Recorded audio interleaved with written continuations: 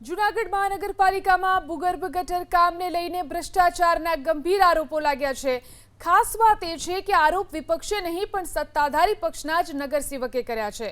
Ward number 3ના નગરસેવક Hasmukh મકવાણાએ પોતાની સરકારના વહીવટ સામે બાયો ચડાવતા ભૂગર્ભ ગટરની ચેમ્બર દીઠ હજારો રૂપિયાના ભ્રષ્ટાચારનો આરોપ લગાવ્યો છે। તેમણે આરોપ કર્યો કે છેલ્લા 8 મહિનાથી આ મુદ્દે રજૂઆત કર્યા હોવા છતાં પણ કોઈ ઉકેલ આવ્યો નથી। નગરસેવકે આરોપ કર્યો કે તેમને માનસિક દબાણ કરી ચૂપ રહેવા માટે મજબૂર કરવામાં આવી રહ્યા છે। એટલું જ નહીં, આખરે તેમણે એસીબી અને મુખ્યમંત્રી સુધી લેખિત રજૂઆત કરી અને ન્યાયની માંગ પણ કરી છે।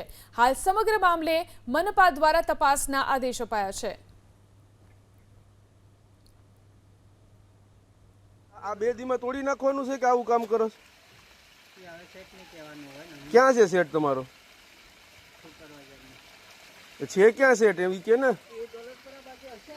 તો સેટ વગર અહીં કોઈ કામ વગર કોઈ સુપરવાઇઝર વગર કામ થાય છે અહીંયા? કઈ બાજુ છે?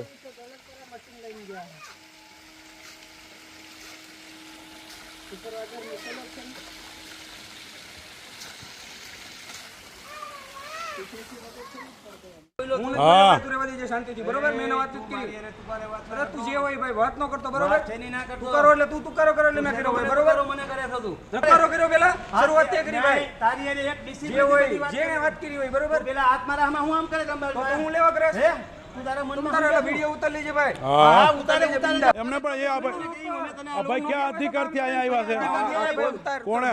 હા તું તાર ઉતારી લે તું તાર લખી દીજે કોન્ટ્રાક્ટ જૂનાગઢમાં બંધ કરાવી દે તો ભાઈ આવો બાપુ આવો, આ દાદાગીરી કરે છે। જૂનાગઢમાં બંધ કરાવી દો આ દાદાગીરી કરે છે, એટલી બધી દાદાગીરી કામ કમ્પ્લીટ ચાલુ છે એટલી બધી। આજે ભૂગર્ભ ગટર બાબતની ચર્ચા છેલ્લા 8 મહિનાથી હું વારંવાર અધિકારી કમિશનર સાહેબ સાથે કરું છું, ચાવડા સાહેબ સાથે કરું છું, પણ મારા વોર્ડની અંદર કોઈ પણ કામ કંઈ થયેલું નથી। જે કંઈ કામ થાય છે એ પૂરેપૂરું ભ્રષ્ટાચારથી કામ થાય છે સાહેબ।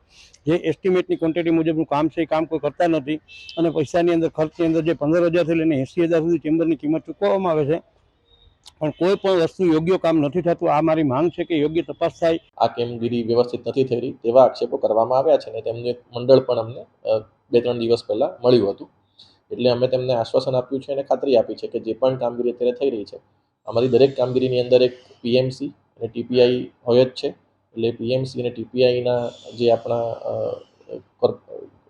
જે કર્મચારીઓ છે તેમને મોકલીને અને અમારા પણ એન્જિનિયરને મોકલીને એની જે સ્થળ તપાસ છે એ કરીને આપણે કામગીરી કરવામાં આવશે।